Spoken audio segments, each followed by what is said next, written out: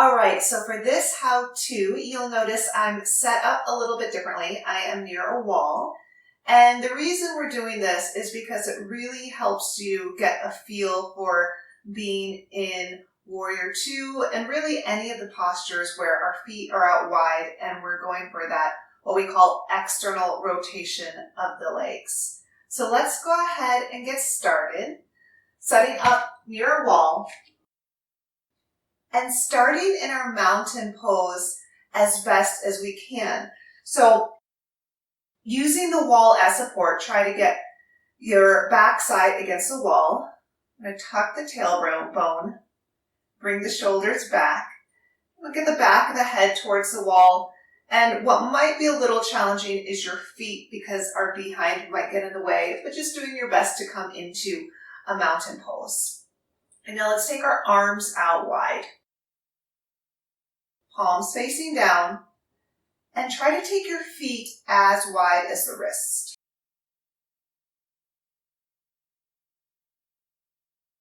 And one way you can kind of check on that is to point your fingertips down and see if your feet get about that wide. And remembering just to do what you can. If you can't get your feet out this wide, don't worry about it. Just kind of get it as wide as possible to where you still feel balanced and supported.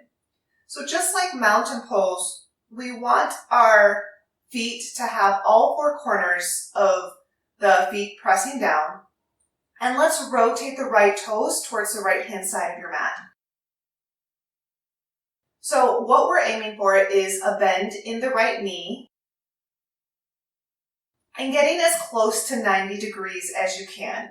And you might not be able to, most people aren't going to, but that's just kind of something that we're working towards.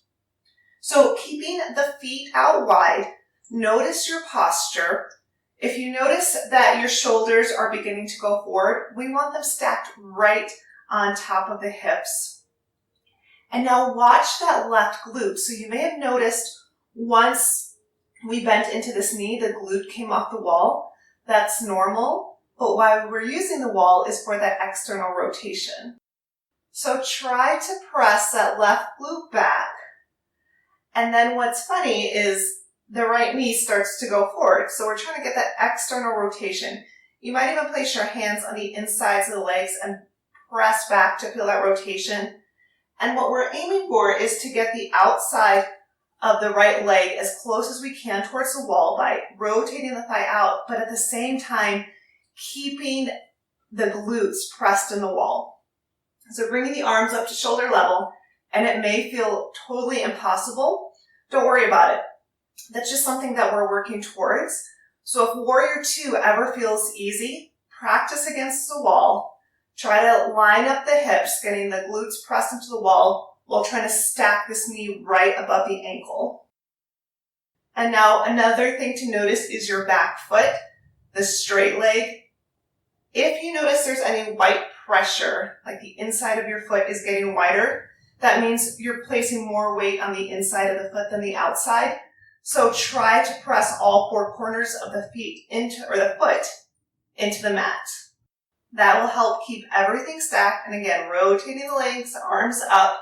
And just like mountain pose, we're pressing down, but at the same time, we're engaging the legs, lifting up through the top of the head. Navel into spine, tailbone tucked, doing your best to keep your glutes on the wall while tracking the front knee over the second big toe, and take your gaze over the right hand.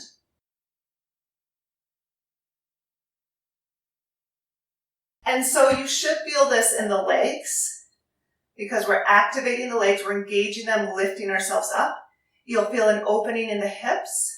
You might even feel it in the arms, keeping the arms up. And this can really help strengthen your body while at the same time increasing flexibility. So let's try that on the opposite side, but this time we're going to add the reverse warrior into it. So let's take the arms out wide, and on this side I'm going to do a little shorter stance. But even if you're doing a shorter stance, if your legs can't go as wide, it should still feel like you're stretching out the hips, you're working the legs. And if you don't feel that, take the feet out wider. So let's go ahead and rotate the left toes towards the left-hand side of the mat. Bend into the knee. And one thing to watch out for, make sure we're not overextending. So overextending would be that. And the knee is more towards the toe than keeping it stacked above the ankle. If you find yourself doing that, try to take a wider stance or just bring the knee back. Arms up to shoulder level, making sure our shoulders are right above the hips, not going one way or another. And then trying to keep our glutes pressed into the wall, watching this knee at the same time, trying to open up that hip externally, rotating the thigh while keeping the glutes on the wall. Gazing over the left hand, back leg is straight, weight is evenly distributed on the outside of the foot and the inside.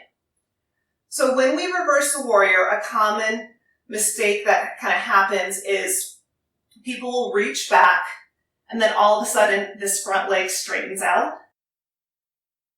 So we want to keep the knee bent, trying to keep the external rotation as best as we can.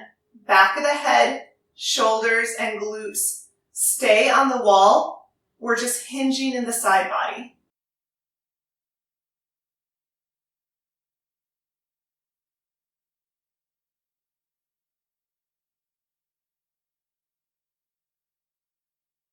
So the lower body stays the same.